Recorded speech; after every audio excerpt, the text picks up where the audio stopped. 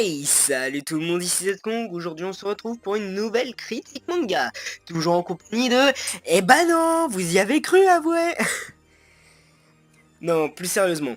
Alors, aujourd'hui on se retrouve pour une nouvelle critique manga qui va parler de... Mère. Alors, Mère, qu'est-ce que c'est, Mère? Eh bien, c'est un manga que j'ai découvert il y a longtemps, j'avais regardé le premier épisode, mais je n'avais pas pu continuer à regarder, parce que je trouvais pas les épisodes, et j'avais pas encore d'ordi, donc je ne pouvais pas encore regarder en streaming. Il y a quelques temps, donc, à mon CDI, j'ai trouvé les 15 tomes que compte Mère. Bon bah, je vous ai déjà dit qu'il avait 15 tomes, mais donc je les ai trouvés, je les ai tous lus, et je les trouvés génial. Je vous expliquerai pourquoi à la fin, dans la conclusion, mais franchement, je l'adore. Là, je suis en train de regarder l'anime, j'en suis vers les épisodes 30 environ, sur une centaine environ. Mais franchement, c'est un super manga.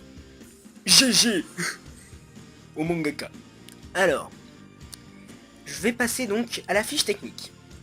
Donc, Mère est un shonen écrit par Nobuyuki Anzai et édité par Shogakukan. Sa publication a été faite dans le Weekly Shonen Sunday. Sa sortie initiale est mai 2003 et il a fini sa sortie en juillet 2006. Pour les jours précis, j'ai pas trouvé sur Wikipédia. Oui, je prends mes informations sur Wikipédia. Qu'est-ce que vous allez faire? Ensuite, donc, il compte 15 tomes. Mais ça, je vous l'ai déjà dit tout à l'heure. Parlons maintenant de l'anime. Il a été réalisé par Masaharu Okuaki. Ses studios sont Synergy SP. Il a commencé sa diffusion le 3 avril 2005 et a fini le 25 mars 2007. Il compte aujourd'hui, vu qu'il est fini, 102 épisodes. Ouais, 102. Mais moi j'ai pas compris pourquoi 102. Ils auraient pu s'arrêter à 100 mais non 102. Bon, tant pis. Maintenant parlons des personnages, comme je le fais à mon habitude. Non, aujourd'hui on va parler de l'histoire, mais petit à petit. Donc, pour commencer, voici donc Ginta Toramizu, le héros de l'histoire. Donc vous vous dites, oh cet adolescent à lunettes chétif n'a rien d'un héros. Et bah putain, vous vous trompez tellement. Parce que au départ, c'est vrai que c'est un adolescent à lunettes qui a l'air un peu chétif et tout ça, même qu'il est. Donc qui vit dans notre monde, à notre époque. Donc c'est un geek, un otaku, fan des maquettes et des jeux vidéo et machin. Une personne comme moi quoi. Qui est un peu rejeté par les autres, ou plutôt qu'on se moque souvent de lui à l'école dû à sa différence et du fait qu'il soit un petit peu hors norme. Et donc, ce garçon, il rêve d'être dans un conte de fées, d'être dans des aventures magiques, comme dans les jeux vidéo, ou dans les contes de fées que lui lisait son père ou sa mère le soir. Et figurez-vous, qu'un jour, en allant à l'école, en classe, un portail spatio-dimensionnel apparaît. Je ne peux pas vous montrer le portail, j'ai cherché sur internet des images, j'ai pas trouvé. Donc le portail c'était Pierrot, le gardien des portes, qui donc le fait passer à l'intérieur d'un autre monde. Alors je dois vous dire que quand il est rentré dans le monde, il s'est dit what the fuck. Qu'est-ce qui m'arrive? Attends. Ouais. Il a cru que c'était un rêve. En même temps, qui ne croirait pas que c'est un rêve quand t'arrives dans un putain de monde comme ça. En plus, non, il a pas perdu ses lunettes. Il les a retirées parce que, tout simplement, il avait plus besoin de ses lunettes. Dans ce monde, la force des humains est décuplée. Enfin, toutes les capacités, vitesse, endurance, force, tout ça c'est décuplé. Même pour la vue, les sens, tout. Tout est décuplé. Pratique, n'est-ce pas? Et donc, au départ, bah... il est encore un peu chétif, jusqu'à ce qu'il rencontre une sorcière qui l'aidera. Je vous raconterai ça un peu plus tard. Pour continuer, voici Ginta après. Alors, l'espèce de boule bizarre moustache que vous voyez ici est Babo. Je vous en parlerai aussi tout à l'heure. Là, à ce niveau-là, Ginta n'est plus l'adolescent chétif qu'on avait vu avant. C'est un vrai héros, en quête d'aventure, pour rentrer chez lui, voulant sauver le monde de Mère Even, au prix du terrible échiquier dont je vous parlerai encore tout à l'heure. Et oui, je vous réserve beaucoup de suspense. Quoi qu'il en soit, donc Ginta est un garçon courageux qui n'hésite pas à se lancer en travers du danger pour sauver les gens, car il a bon cœur. Ce garçon, c'est un peu le genre de héros shonen typique. C'est le genre un peu bêta, qui mange beaucoup, assez fort. Voilà, c'est un peu un Luffy, Son Goku et tout ça, tout ce que vous voulez, mais c'est un héros de shonen basique. Mais on s'attache très vite à lui, parce que au départ, justement, ce héros de shonen basique était un gars, une victime, un peu. Ouais, c'est ça, c'était une victime avant, c'est pour ça qu'on s'attache à lui. Il a un vécu que d'autres héros de manga n'ont pas. Et ça, c'est beau. Parlons ensuite du personnage suivant. Babo. Et oui, l'herme de Ginta. Non pas l'arme, l'herme. Je vous parlerai aussi tout à l'heure. Ne vous inquiétez pas, je vous réserve une petite surprise pour cette saison 2. Et oui, parce que j'ai oublié de vous préciser, on est dans la saison 2 les mecs. Donc, voici Babo. Un gentilhomme, enfin un herme gentilhomme. Du moins il se dit un gentilhomme, mais c'est juste un boulet. Et qui se croit gentleman. Enfin, il se dit gentleman. Il est entre parenthèses, mais c'est surtout un idiot de boulet prétentieux. Donc, cet herme a comme la particularité donc de parler, d'avoir une conscience, de vivre. C'est le seul à pouvoir vraiment faire ça sans qu'on ait besoin de l'activer ou de l'appeler. C'est pour ça que beaucoup de personnes le recherchent et qu'il a une valeur incroyable. On ne peut même pas le classer dans les herbes. C'est pour dire. Son pouvoir est très simple. Au niveau de son marteau, il y a des petits. Au niveau du marteau, il y a des petits creux. Où on place des pierres magiques. Chacune de ces pierres magiques lui donne accès à un pouvoir qui est. Enfin. Lui donne accès à un pouvoir qui est de l'imagination de son possesseur. En clair, le possesseur de Babo met une pierre dans le creux et imagine le pouvoir de Babo. Vous imaginez? Ok, j'imagine. J'envoie une onde qui tue toutes les personnes autour de moi dans un rayon de 10 mètres. Voilà, t'as gagné. C'est bon. Tranquille. Je vois pas pourquoi il se galère la vie, hein. Tu as juste à mettre une espèce d'onde qui tue la personne que tu vises, et c'est bon. C'est assez dangereux et assez... Enfin, c'est assez dangereux à manier parce que tu pourrais tuer une personne que tu veux pas, mais... Voilà. C'est tout simple. Pour battre ses ennemis, y a rien de plus simple. Je ne comprends pas pourquoi il a fait... Ah oui. Manga, et par conséquent, argent, et par conséquent, faut que ça dure. Faut que le truc soit accrocheur, par conséquent, on ne peut pas faire des trucs simplistes. Faut toujours qu'il y ait un héros qui ait pas des pouvoirs surcheatés, parce que sinon c'est pas marrant, et sinon, bah le manga dure pas longtemps. One Punch Man exception. Quoi qu'il en soit, donc Babo, voilà, c'est juste un perso. C'est l'herme de Ginta avec qui il va faire une équipe plutôt sympa. Au départ, ils vont souvent se chamailler, très souvent. Après, ils vont encore un peu se chamailler, mais ils vont plus avoir une coalition. Enfin, ils vont plus être synchro, ils vont être de vrais amis, quoi. Bon, je vais pas vous parler 10 000 ans de Babo. Passons au personnage suivant. Koyuki, la meilleure amie de Ginta. Donc, Koyuki, ouais, c'est son amie d'enfance dans le monde réel.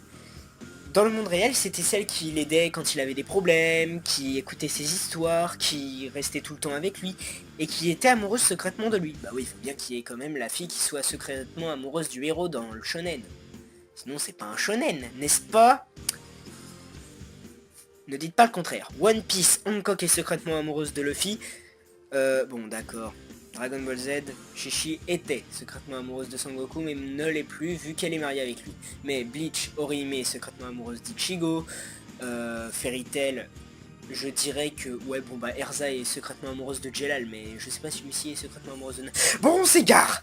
Quoi qu'il en soit, donc cette fille est la meilleure amie de Ginta, et... Bah, le soutien est... En fait, Ginta est aussi secrètement amoureuse d'elle, mais il ose pas lui avouer, voilà, vous connaissez les... Et bye, c'est ça, bah, voilà. Et je vous réserve aussi une petite surprise pour cette fille. Vous allez voir, c'est assez marrant. Personnage suivant. Voici Jack. Hashtag tête de macaque. Hashtag iShield 21. Je sais plus comment il s'appelle. Moi je trouve qu'il lui ressemble un peu. Quoi qu'il en soit, donc Jack est un paysan que Ginta croise durant son périple. C'est l'un des premiers personnages qu'il croise dans Mareven. Et en fait l'histoire de Jack c'est que il vit seul avec sa mère dans son champ à cultiver des légumes et des loups-garous viennent tout le temps le martyriser et voler ses légumes. Et les bouffer. Voilà. Lui, il en a marre, il veut les combattre et à chaque fois il abandonne parce que il a trop peur. C'est pour ça que les loups-garous lui auront donné le nom de Jack le Lâche. C'est alors que Ginta vient le sauver. Enfin, vient voler des légumes dans sa ferme, comme les deux loups-garous.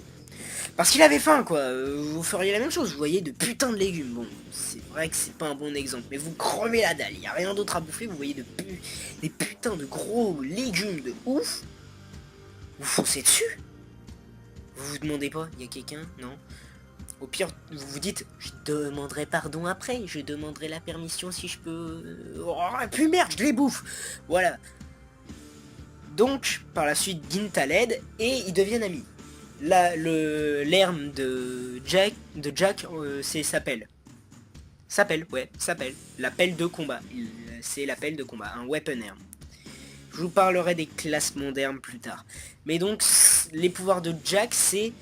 Dès qu'il plante des graines, elles poussent instantanément. Et ouais, ce gars, c'est tellement un bon paysan que dès qu'il pousse une graine, elle peut pousser en une nuit ou instantanément.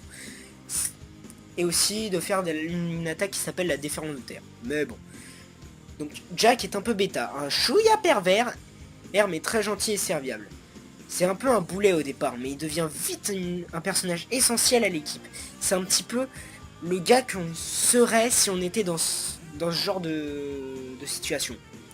On serait un peu le gars faiblard qui profiterait de toutes les situations pour essayer de montrer à quel point on est fort, mais qui réussirait pas forcément.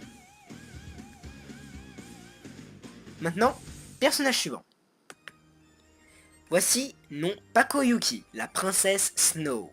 La princesse d'une des grandes villes de Mare Haven. Je crois que c'est Lestower, la princesse de Lestower. Et oui, mais vous vous dites sûrement... mais attends, elle ressemble trop à Koyuki, tu te fous de notre gueule. Eh bah non. Je vous explique, Koyuki et Snow ne sont pas du tout la même personne, mais elles se ressemblent étrangement. Dans le manga, plus tard, vous saurez pourquoi. Ah, ça a été prévu. Bon, je pense que ça a été prévu depuis le départ du manga, mais voilà quoi.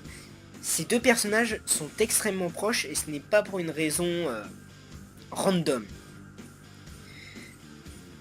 Alors, Snow, elle maîtrise la glace et c'est une fille gentille et serviable, toujours à l'écoute, qui... Bah en fait, elle est exactement comme Koyuki, sauf que c'est une princesse et qu'elle maîtrise des pouvoirs de glace. C'est... Voilà quoi, c'est... Et qu'elle est aussi amoureuse secrètement de Ginta par la suite. Surtout qu'il va se passer un truc un peu chaud quand il va aller aider Snow, Ginta. Voilà, Bah... Snow, en fait... Ouais, c'est un peu l'un des personnages qui fait partie de l'équipe et qui est les plus attachants de l'équipe, mais elle fait aussi partie des plus faibles. Malheureusement. Personnage suivant. Dorothy. Alors, faut savoir que Dorothy, c'est la première personne que croise Ginta dans Mare Haven. Vous demanderez sûrement alors pourquoi je ne l'ai pas mis en première dans la présentation des personnages. Eh bien c'est très simple, parce que je pense que Dorothy est un personnage nettement moins clé que Jack et Snow dans l'évolution de Ginta. Certes, elle est un personnage essentiel dans l'évolution de celui-ci, mais ce n'est pas l'un des deux personnages clés, ce n'est pas vraiment celle qui aura le plus changé Ginta. C'est surtout elle qui l'aura aidé à trouver Babbo, car au départ elle voulait aller chercher Babbo dans la grotte où il était scellé, mais disons que Ginta lui a chippé sous le nez. Je vais pas trop vous spoiler, je trouve que je fais un peu trop de spoil dans mes émissions, donc résultat je vais essayer de pas trop vous spoiler dans cet épisode. Quoi qu'il en soit, donc Dorothy est une sorcière et une chasseuse d'hermes, donc ça veut dire qu'elle chasse les hermes les plus puissants du monde pour une raison que je sais, mais que je ne vous dirai pas. Suspense, suspense. Donc, c'est une magneuse de vent et son arme principale est un balai.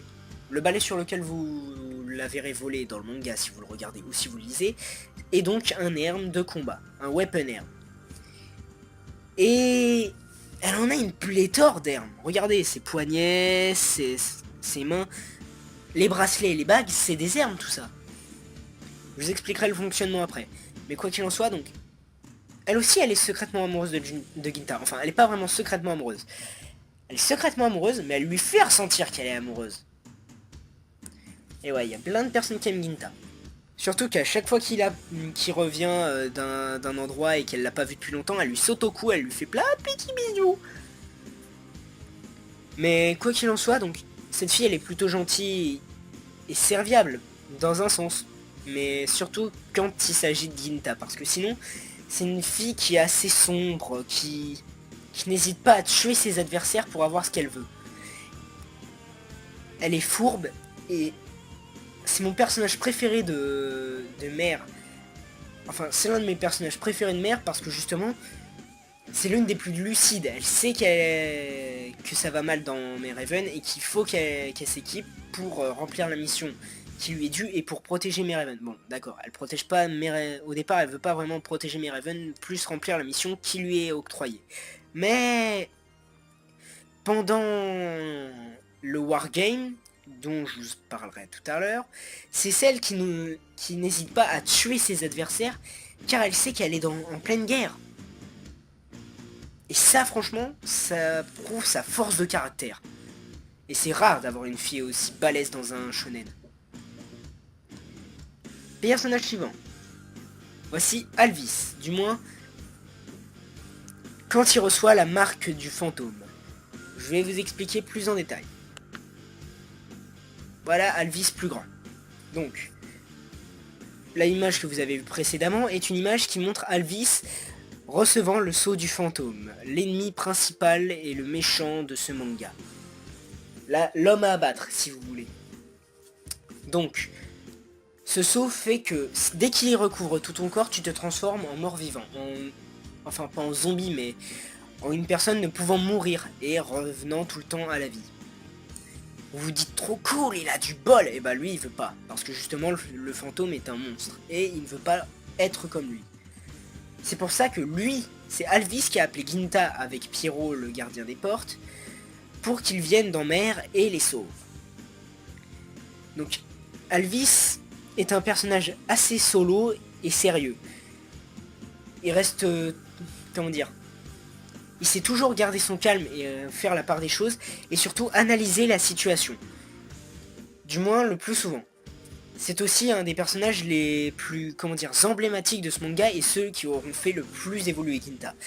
Non seulement parce que il aura osé attaquer Ginta pour le tester, mais aussi parce que il fera office de rival.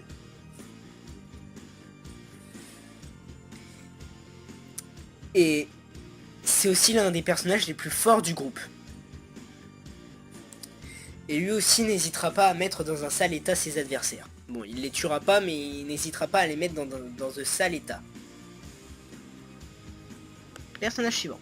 Voici Alan, un vétéran de l'ancien wargame. Maître de Ginta, enfin pas vraiment maître, mais celui qui l'aura aidé à devenir plus fort en lui faisant passer la porte de l'entraînement. Un dimension R.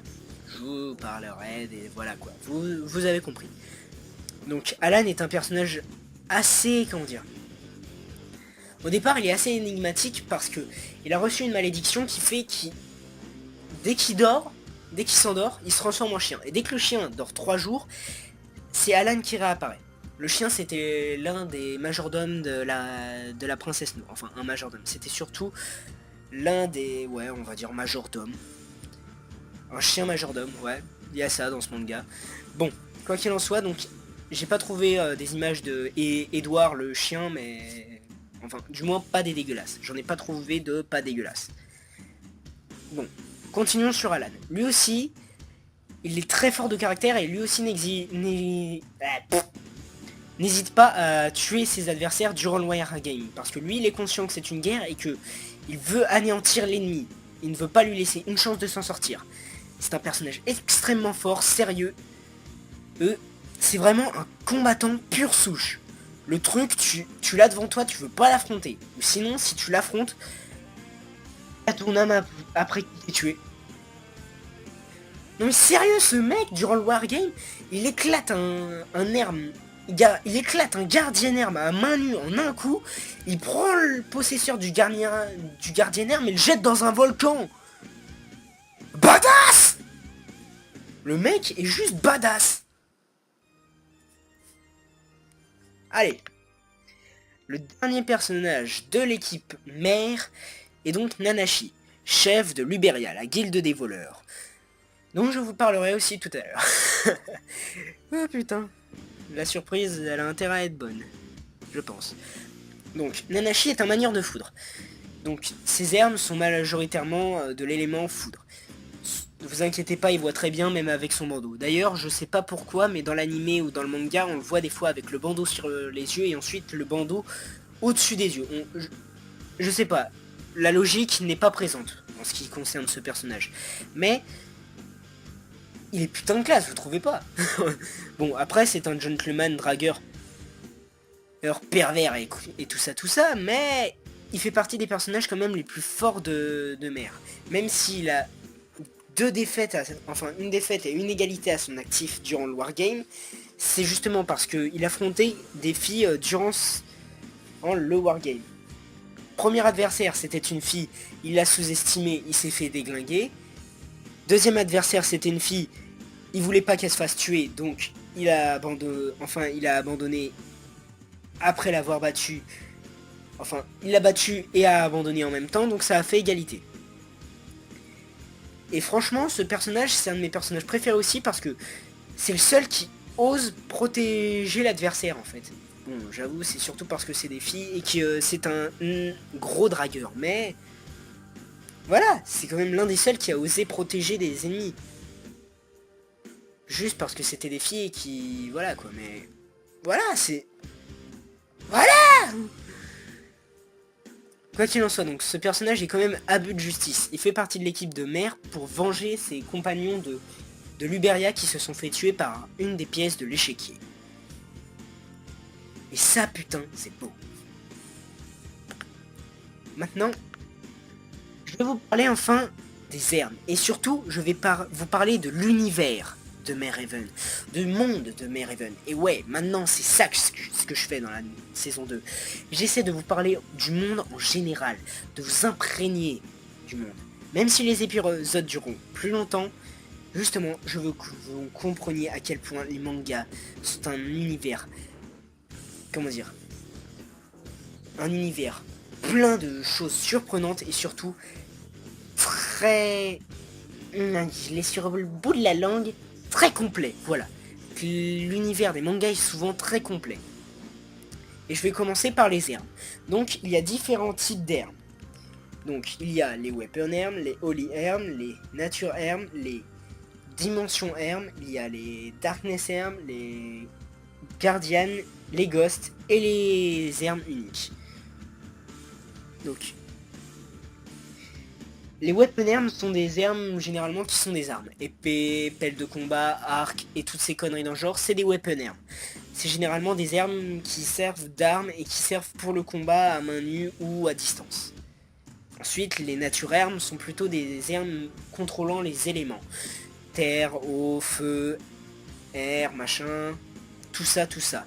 Ça, c'est généralement des nature arms, des trucs qui invoquent des éléments ou des trucs qui ont un aspect physique. Et qui met... Enfin, c'est plutôt des armes qui contrôlent les éléments. C'est ça, les nature arms. Les holy arms sont des armes de soins. C'est ceux qui, généralement, on sert en dernier recours pour soigner. Ça peut être aussi bien des armes qui soignent les blessures ou qui soignent des statues. Si t'es empoisonné, si t'es brûlé, voilà, comme dans Pokémon. C'est généralement à ça que ça sert, les holy arms. Si t'as une malédiction d'un darkness arm, tu peux te soigner avec un holy arm. Les guardian arms...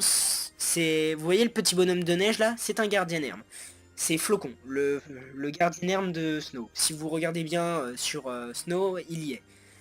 Donc les gardiens herbes sont, comme vous pouvez vous en douter, des hermes qui sont, comment dire, apparaissent sous l'état de créatures qu'on invoque et qui combattent à la place de leur possesseur.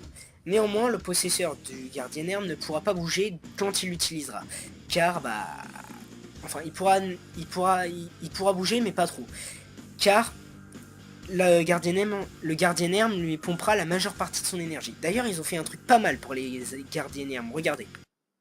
Pour certains herbes comme la troisième forme de Babo quand il se transforme en gargouille, ils ont fait des incrustations 3D. C'est pas mal, non? Dans l'animé, ils font des incrustations 3D, je trouve ça cool. Ensuite, pour les herbes, pour les prochaines herbes, donc il y a les Darkness herbes, ceux qui font des malédictions. Donc, les Darkness herbes sont dangereux, et pour les personnes qui les subissent, et pour les personnes qui les utilisent. Car les Darkness herbes envoient des malédictions en échange d'un tribut, d'un prix. En clair, il y a un Darkness herbe dans l'animé ou dans le manga qui s'appelle la bougie humaine. C'est très simple. La personne a une bougie sur sa tête, il l'allume, et la bougie fond. Dès qu'il active. La personne ayant reçu la malédiction de la bougie humaine fond-elle une bougie. En clair, dès que la bougie sera consumée totalement, la personne sera morte. Morte fondue comme la bougie. En revanche, si la personne ayant utilisé le sort n'a pas réussi à faire fondre la personne qu'il visait, c'est lui qui finit par fondre comme une bougie. Pareil, il y a un autre Darkness herbe, qui est genre une... Enfin, il y a un groupe d'herbes qui sont... sont comme des poupées vaudou, genre tu plantes un pieu dans une espèce d'épouvantail et ça fait souffrir l'adversaire, ou ça le paralyse, ainsi de suite. En échange du prix que ça fasse rajeunir continuellement la personne quand elle les utilise. Vous dites, oh wow, ça doit être pratique. Non, croyez-moi, dès que c'est utilisé trop souvent, la personne peut avoir tellement rajeuni qu'elle finit par ne plus exister. Bon, elle a existé, les personnes se rappellent de son existence, mais elle finit par ne plus exister, par retrouver l'état de putain de spermato qu'elle était avant de venir au monde. Ensuite, après et donc les dimensions, les weapons, les natures, les holy et les darkness herbes, existent les ghost herbes. C'est des herbes tellement... comment dire, tellement sombres et tellement dégueulasses que personne ne les utilise généralement. Parce que pour les utiliser, faut s'être mutilé le corps à de nombreuses reprises. Faut avoir fait des espèces de machins chirurgicaux pour placer les herbes dans son corps pour qu'il puisse agir directement. Il n'y a que 2 personnes que j'ai vu l'utiliser dans le manga. Et putain ça fait peur ces saloperies. Bon, ça fait pas non plus claquer les couilles en 1000 morceaux, mais ça fait peur le machin, tu te dis... Oh mon dieu! Surtout que c'est une meuf qui les utilise. Une meuf, résultat, elle se retrouve avec des herbes moches sur le corps, des espèces de bouches bizarres. C'est un peu comme Deidara, mais en plus moche. C'est ça, elle ressemble à Deidara, mais en plus moche, vous imaginez? Et enfin, il y a les herbes uniques. Ça, c'est Babo. Voilà, l'herbe unique. Je sais plus si on a d'autres comme Babo, mais en attendant, c'est un herbe unique qui peut avoir les pouvoirs de tous les autres herbes. Et ça, putain, c'est cheaté. Maintenant, je vais vous parler des différents camps qu'il y a dans le monde de Mare Haven. Le symbole que vous voyez à gauche est donc le symbole de l'Uberia, la guilde des voleurs. 2 haches avec une espèce de symbole au milieu dans un bouclier. Le symbole de droite est la Crossguard. Alors, la Crossguard, c'est très simple. Elle a été créée pour combattre l'échiquier par une personne étant venue aussi de l'autre monde, comme Jinpa. Cette personne inconnue s'appelait Dana, et elle était le chef de la Crossguard. Elle a combattu l'échiquier dans l'ancien Wargame, mais malheureusement elle est morte au combat. Paix à son âme. C'est Ginta maintenant qui reprend le flambeau de cette personne, et qui va affronter l'échiquier. Va-t-il le battre? Ne va-t-il pas le battre? Telle est la question. Quoi qu'il en soit, voici donc le symbole de l'échiquier. Ouais, ça claque des flammes, des machins. Bon, les flammes, c'est pas tellement le symbole, mais le symbole, c'est le bouclier avec le crâne et tout ça. Moi, je trouve qu'il est super classe. Après, si vous dites... Vous pensez ce que vous voulez. Mais en attendant, donc, voici l'échiquier, une organisation qui a pour but de détruire le monde pour en reformer un nouveau. Oh, et son maître est nul autre que le fantôme. Cette personne ici présente. Cet être déteste l'humanité. Il déteste les êtres humains. Il veut juste tous les anéantir pour reformer un monde nouveau. Oh, où sa reine et son roi seront les maîtres. Et oui, parce que ça a beau être l'homme à abattre, c'est pas le chef des méchants. Et ouais. Parce que lui, ce n'est rien d'autre qu'un cavalier. Parce que, je vous explique, dans l'échiquier, il y a plusieurs grades. Pion, donc les sbires, quoi, les peines, enfin, ouais, voilà, les sbires qui combattent, qu'on envoie au casse-pipe et qui sont déglingués, souvent. Ensuite, il y a les tours, le grade un tout petit peu plus haut. Déjà, ça commence à taper fort. Mais ils sont toujours assez faibles. On les envoie pour des missions un peu... Déjà, c'est ceux qui accompagnent généralement les pions. Pour, au cas où, si ça commence à chier. Mais ils sont pas super puissants. Ils sont puissants, mais pas super puissants. Plus haut, il y a les fous. Là, ça commence à taper dans le très fort. C'est ceux généralement qu'on envoie pour des missions assez spéciales. C'est ceux qui vont arriver bientôt au stade de cavalier, mais c'est pas encore ça. Et ils sont déjà assez forts. Et enfin, il y a le stade de cavalier. Eux, c'est juste des monstres. Les trucs, ils te défoncent la gueule, tu sais même pas comment ils t'ont fait ça. Il y en a un qui peut te pétrifier, il y en a un qui peut te planter un arbre dans le corps, il y en a un qui peut te découper, il y en a un qui... Il y en a pour tous les goûts, t'as un boucaquet et de situations qui t'arrivent dans la gueule. Tu te dis, ah non s'il vous plaît, lâchez-moi, je veux pas mourir. Désolé mec, t'es obligé de mourir contre ça. Ou sinon, faut être comme Ginta et les autres. Parce que eux, ils se sont entraînés des jours et des jours dans ce putain de dimension herbe d'entraînement. Qui est un peu comme le monde, comme la chambre spéciale dans Dragon Ball Z, genre le temps passe plus lentement dans la chambre que dans le monde, genre 60 jours dans la salle spéciale, c'est un jour dans le monde, dans l'autre monde. Voilà, c'est un truc dans le genre. Mais quoi qu'il en soit, les cavaliers c'est juste des purs monstres. Et la reine et le roi, c'est bah voilà, c'est les chefs de l'organisation, ceux qui dominent. C'est pas forcément des êtres plus forts, mais c'est ceux qui tirent les rênes. Bon, bien sûr, je sais pas si, enfin, je sais s'ils sont plus forts ou pas, mais je ne vous le dirai pas. Autre chose, il y a aussi eu une deuxième version de Mère Oméga. Perso, je l'ai pas lu, mais j'ai entendu dire que c'était de la merde. Voilà. Maintenant, la conclusion sur Mère Heaven. Ah bah tiens, le chien, vous le voyez là. Le chien avec qui Alan a fusionné à cause d'un putain de Darkness Herm. Bah c'est lui. Quand le chien dort 3 fois, bah... Quand le chien dort ou est assommé au bout de 3 fois, Alan reprend la place. Par contre, dès qu'Alan est assommé ou dort une fois, bah c'est le chien qui reprend la place. C'est injuste, n'est-ce pas? Mais c'est comme ça. Quoi qu'il en soit, donc... Qu'est-ce que j'ai pensé de Mère Heaven? Et bah... J'ai pensé que c'était un manga assez rafraîchissant. Ginta m'a fait penser à moi un peu. L'être un peu isolé, qui... Le geek un peu... Ouais, le geek un peu isolé, dont les autres se moquent un peu souvent. Bon, maintenant les moqueries ont cessé, enfin, du moins en majorité. Je m'en prends toujours 2-3 à petites dans la gueule de temps en temps, mais ça c'est tout à fait normal. Enfin, c'est pas normal, mais c'est normal vu la société d'aujourd'hui. Mais... Donc, il m'a rappelé un peu moi parce que c'est un peu le geek otaku que les gens embêtent assez souvent, qui rêvent d'aller dans un univers, de vivre des aventures incroyables, de devenir super fort, de défoncer du méchant. Et franchement, ça c'est ce que j'ai aimé dans ce manga, c'est que Ginta, c'est le genre de personne que je suis, et son aventure, c'est le genre d'aventure que j'aurais aimé vivre. Surtout que le manga, vu Babo, j'aurais dit qu'il se prend pas tellement au sérieux. Mais si, il se prend au sérieux. D'ailleurs, Babo, c'est un...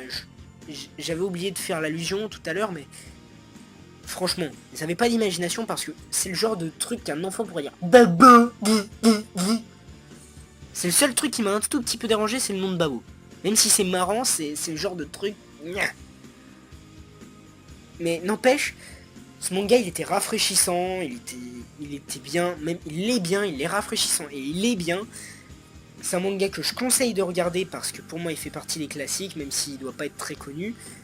Mais franchement, je l'ai surkiffé. Le truc, il m'a fait kiffer du début à la fin. Les 5 derniers tomes, je les ai dévorés en une journée. J'étais au lycée, j'ai lu les 5 derniers tomes dans la journée.